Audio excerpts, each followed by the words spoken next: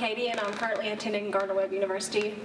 And this year when I went to camp, I was just really seeking for something big to happen in my life, because over the past year, I could just really tell that my walk with Christ just wasn't where it needed to be. I'd really gotten out of church because I'd always grew up in church, and having a pastor as a father, I attended church every Sunday night and Sunday morning and Wednesday night, so I could just tell that my walk wasn't where it needed to be. I wasn't praying and reading my Bible like I should have, and I just really wanted something big to happen this week when I went to camp. And we arrived, I saw that the theme was more, and I was so surprised because this is really just something that I needed in my life.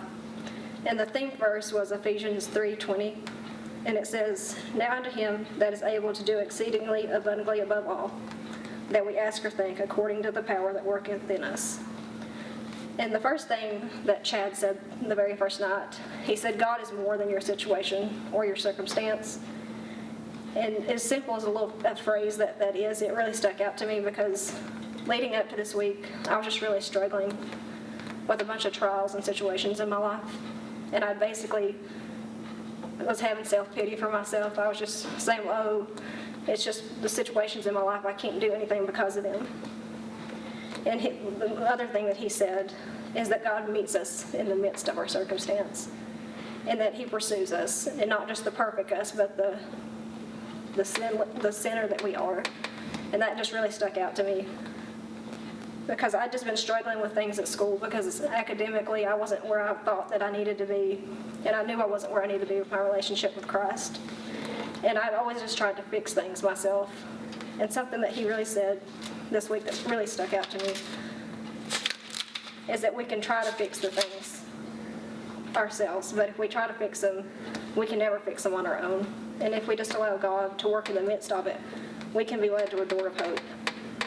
And that really stuck out to me. And then he said, just let it be a transformation. And I could really tell that this week was just a big transformation in my life because I was finally able to let guards down. And for the girls, one night we had a talk, and I just really saw that I was finally to open up and just talk about things that were going on in my life.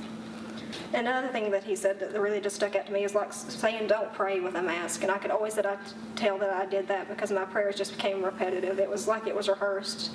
And I just did the same thing every time. And I could really tell that I just needed to start praying more. And one night they actually did the Lord's Prayer. And I know that's something that we've all grown up with. But he just made it so much more personal that night that I could relate to.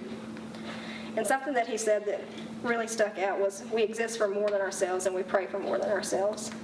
Because usually when I come and pray, it's my wants and I'm not being thankful.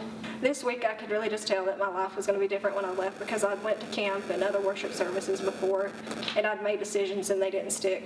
And now that I know that I have a youth group that I can go and talk to and that's going to keep me accountable and make sure that I live up to the decisions that I made.